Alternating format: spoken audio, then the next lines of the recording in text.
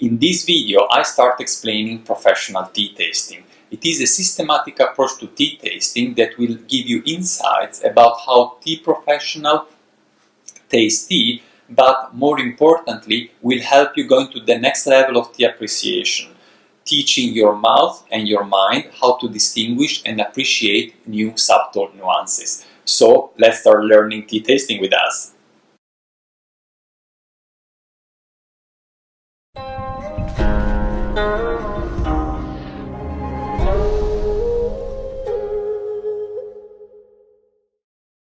Hi guys, this is Gabriele from nannuoshan, where we share the pleasure of drinking and discovering genuine farm tea. Today, I would like to help you improving your pleasure when you drink and taste tea. And if you're new here in our channel and you're also looking to expand your tea knowledge and brewing skills, then make sure to click on the subscribe button. So, we are speaking today about professional tea tasting. This one is only a first part, the first video on the topic. More videos like this will follow and we'll build together a sequence to introduce you completely to professional tea tasting. But we have to take it step by step. So, first of all, let's clarify that professional tea tasting is a systematic approach to tea tasting, and it has a little bit to be distinguished from the pure pleasure when you simply drink tea without thinking about what exactly you do, the water temperature, what exactly you are tasting, is two different things. Of course, the reason why we all drink tea and should drink tea is just for the pure pleasure. But to increase that pleasure, to improve that pleasure, it is important from time to time to also practice the systematic approach. Because with the systematic approach, you will learn new abilities, you will learn to distinguish different tastes, different fragrances, to associate those with tastes and fragrances that you know, and all these over time will help you improving the pure pleasure that you have when you just drink a cup of tea. Now, concerning the method that I will explain through this video, I have to say that I've learned it a little bit over the years. I've learned it observing a lot, observing how tea professionals in Europe, in the US, but also in the countries of origin, in Japan and in China, and in other places that are very keen to Gongfu cha, like Russia, taste tea.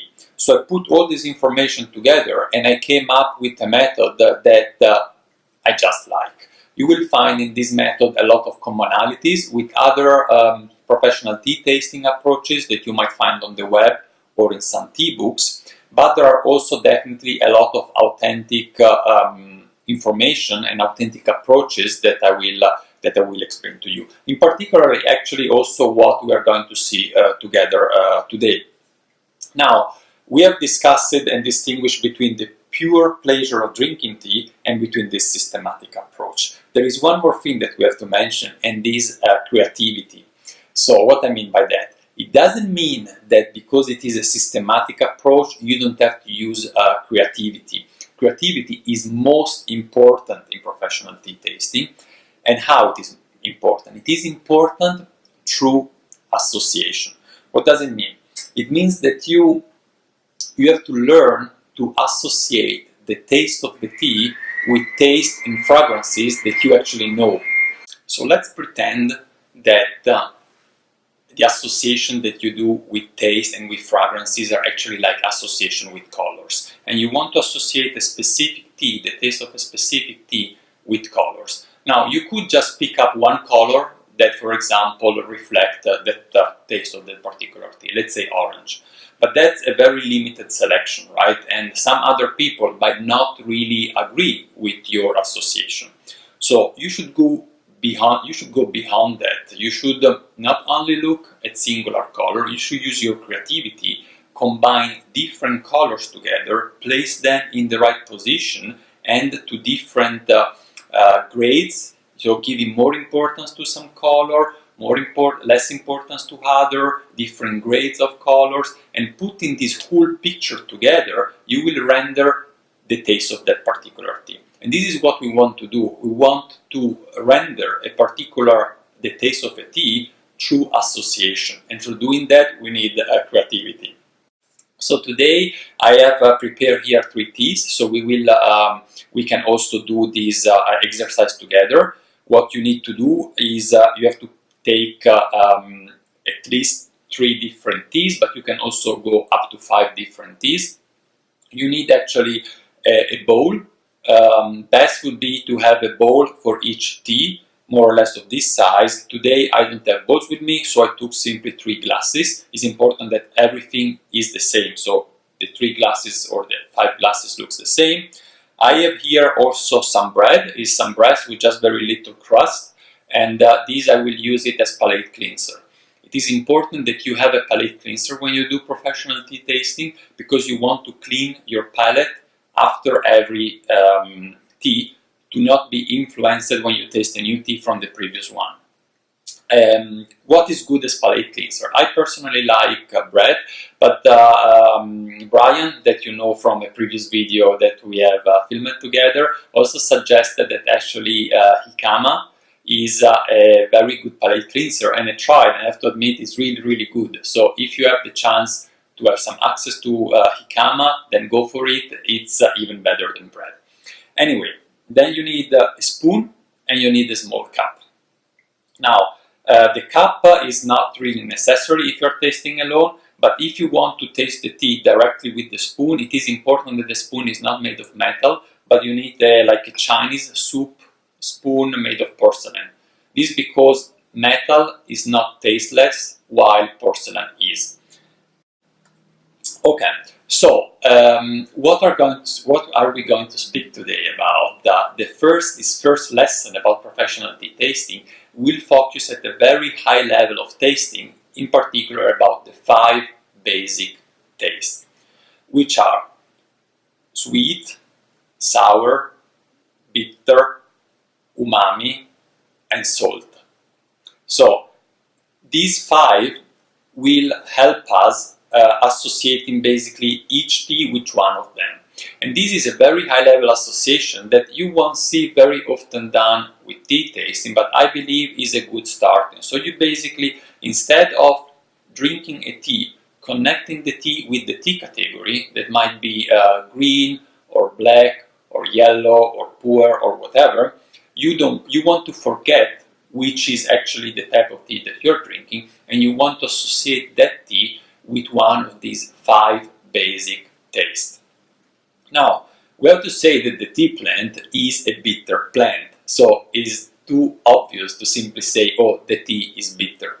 You have to go, as we said before, beyond that. Of course, the tea is bitter, like coffee is bitter, but you have to search for, let's say, given the fact that tea is bitter, what there is on top of that. Is that tea goes a little bit more into the sweet direction or into the sour and tart direction, and so on. So I will try to practice that with you, and I will give you now some advice which tea to choose to try to taste these different nuances, but of course you can try with everything you have at home.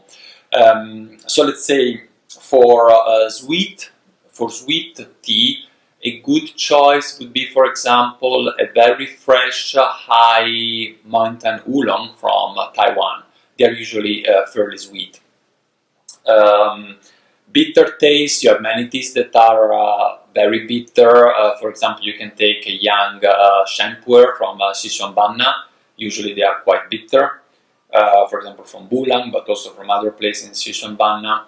Concerning sour, a sour teas, for example, very green Tieguanyin, the greener the better, usually develop a certain tart and sour taste, but also some black tea do.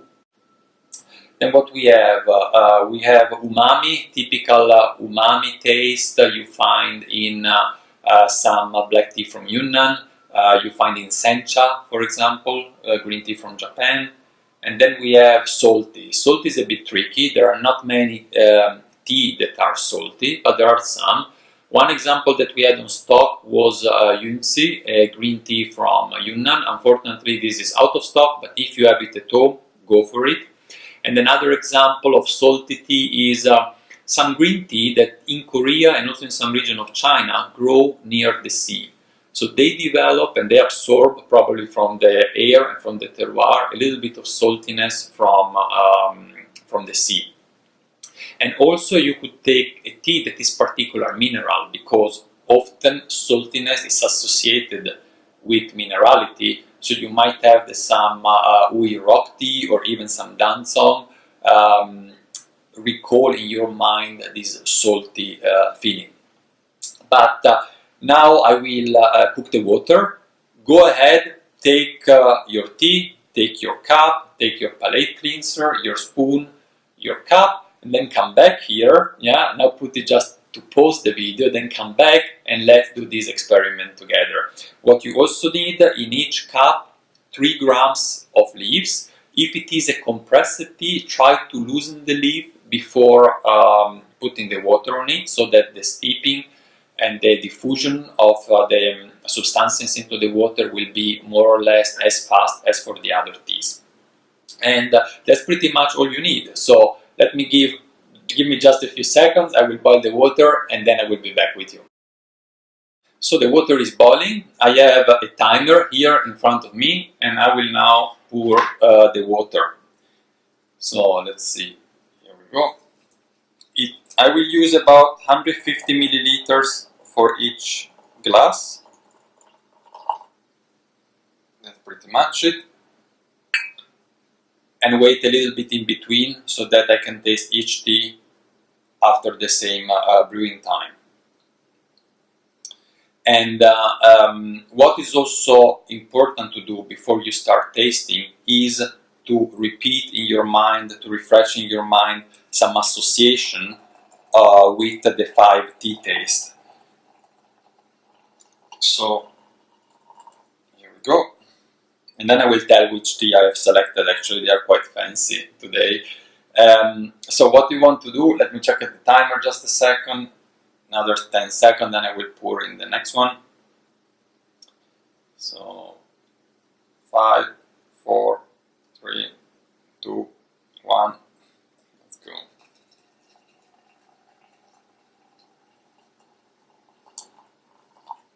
So more or less we have the same amount of water. So I was saying, before you start this tea tasting, you want to repeat in your mind the association with the 5 basic tea tastes. Just that you know what you're going to search actually in the tea. So for sweetness is quite clear, it's sugar. For bitter taste, you might think at coffee if you want. For sourness, you might think at lemon, but also at any other kind of tart taste, like for example a very tart cider or some wine that are a little bit tart. Umami, chicken, yeah, white meat is typical umami taste. And what do I have? We have, well, salty is of course salt. Alright, which do I have here? I have on this side, this is a 16 years old Bai Ya Qi Lan, which is a rare oolong from the south of Fujian. This one here is a Bai Mudan, a fooding white tea from 2012. So as of today, it is 7 years old. And here we have another fancy tea. This is a black tea made in Chaozhou with Milan Xiang tea variety. So instead of doing a classic Dansong, they did also some black tea with Milan Xiang. Alright, let me watch at the time. Okay, now we have our 3 minutes for the first time. For the first one. Now, if you have a big bowl, you just can scoop directly from the surface without needing for stirring at the start. I have a little bit of troubles here because I have this glass today. I will do like that, and I will put in my cup. And I say, what you want to search is association with one of the 5 basic tea tastes. This is the very start of all the professional tea tasting, but once you have put your tea in one of these categories, then you will go on and on to further level of details that I will show you in the next videos.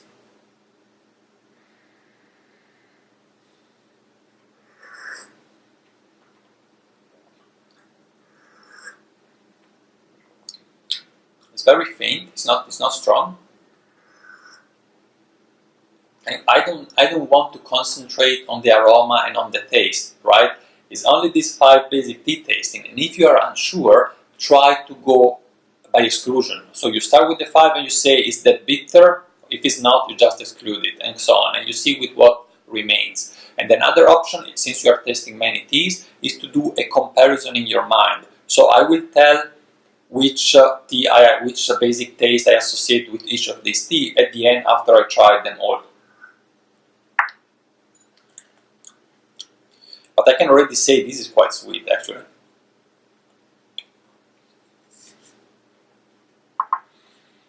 This is the white tea.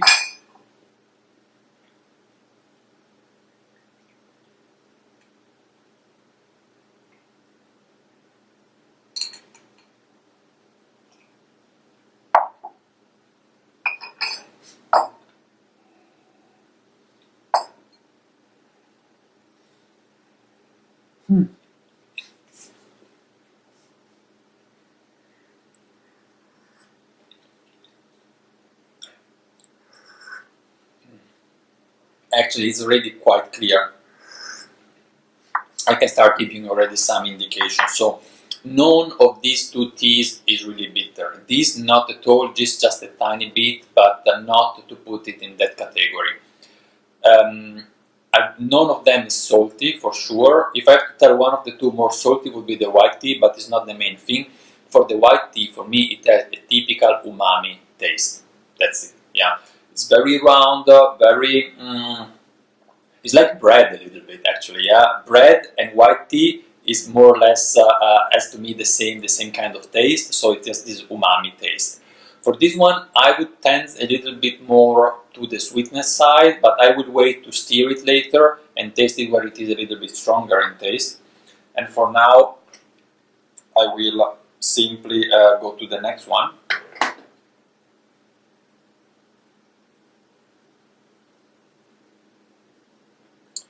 Let's see, this is the 16 years old Bai Ya Qi Lan. Very strong tea indeed. One of Mattia's favorite. We in fact found this tea together when we were traveling together in Fujian, visiting a Bai Ya Qi Lan factory. It smells aged. I cannot help not noticing it, but this is not what we want to focus now, right? Only the 5 basic tastes.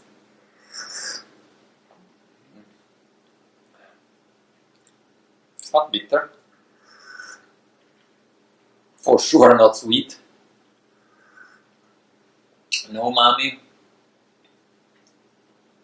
If I have to pick one, I would definitely go for the sour. This is a good example of sour tea. It is aged, so it might have the kind of tartness that some aged wine develop if you want.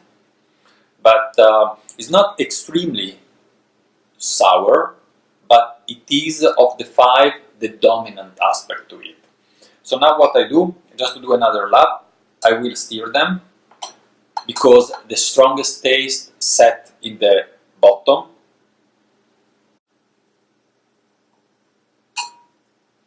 And then I will taste once more. And it's important, and then once you have found this association, you keep it in mind while you continue with the tasting, yeah, in the next videos. Alright, so let's take the Milan Xiang, which is a black tea, in this case. And let's see if I can confirm the sweetness.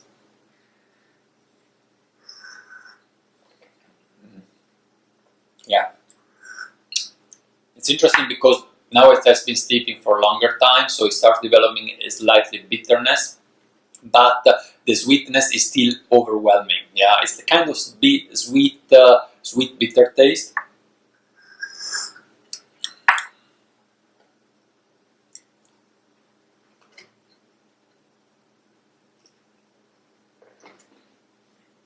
So this witness is the reference I would take for the Milan Xiang.